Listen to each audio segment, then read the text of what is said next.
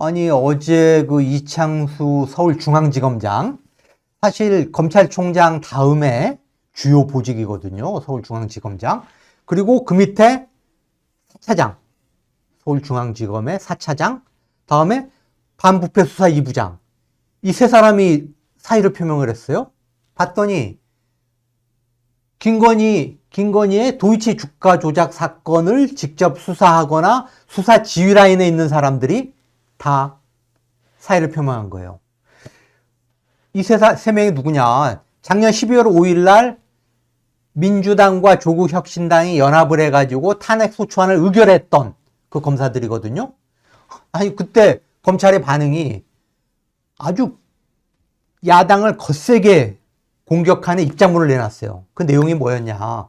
아니, 이렇게 세 사람을 그 탄핵시키면은 검찰 지휘체계가 망가진다. 그래서 결과적으로 국민의 생명과 재산과 연관된 민생수사가 망가진다라고 하면서 거세게 공격을 했거든요.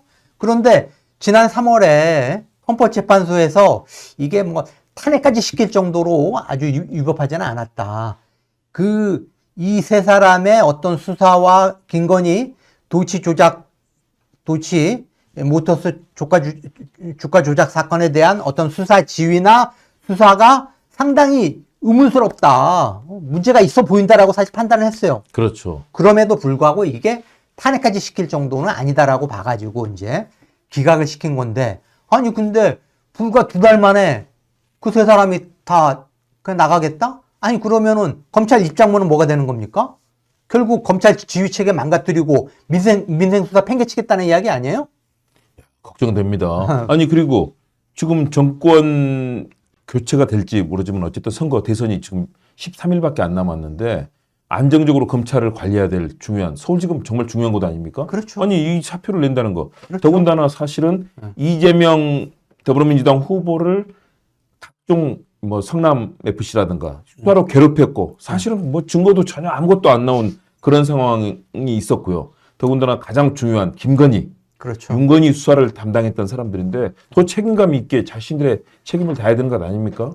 그런데 6월 3일 날 정권이 바뀌면은 어차피 이창수라고 하는 사람은 굉장히 지금 여러 가지 심각한 그 범죄들을 저지른 사람이거든요.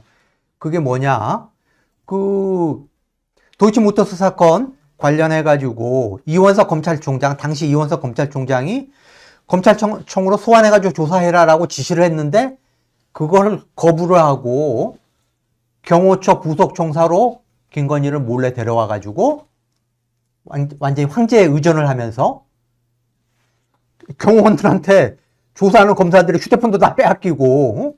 검찰에 숨어있죠. 그렇죠. 거기다 황후조사. 그렇죠. 황제보다는 황후조사가 맞다는 얘기를 하시는데. 근데 검찰 출신 변호사들 이야기 들어보면은 검찰이라는 조직이 이 상명하복에 의해서 검찰총장부터 서울중앙지검장에서 일사불란하게 움직이는 조직이잖아요. 그렇죠. 검사 동일체 원칙 들어보셨죠? 그럼요. 아니, 근데 검찰총장의 지시를 어긴 거예요. 항명이거든요. 이거는 해임 이상의 중징계 대상이다 라고 하는 게 검찰 출신 변호사들의 이야기예요.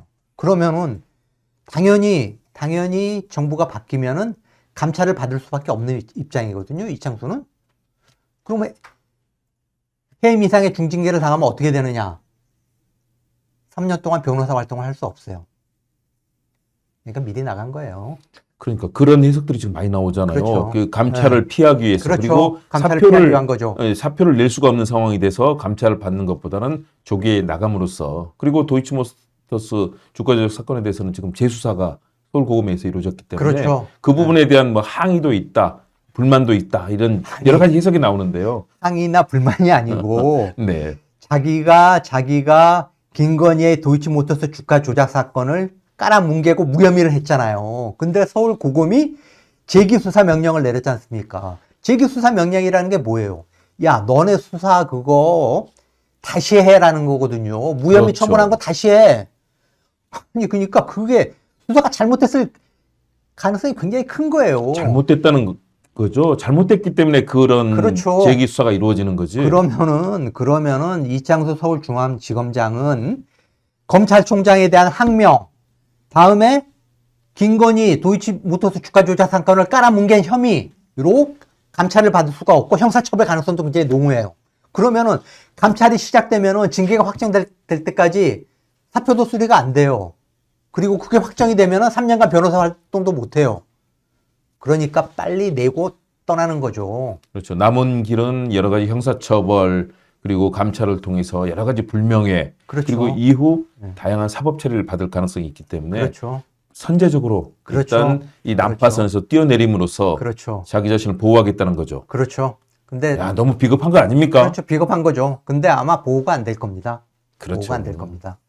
제가 보기에는 감찰은 뭐 피할 수 있겠죠. 현직이 아니니까. 그렇죠. 지금 뭐 박성재 법무부 장관 하는 행태로 봐가지고는 사표를 수리할 가능성이 저는 굉장히 농후하다고 보고, 그러면은 뭐 현직이 아니니까 감찰은 피하겠지만은 형사처벌을 피하지는 못할 거다.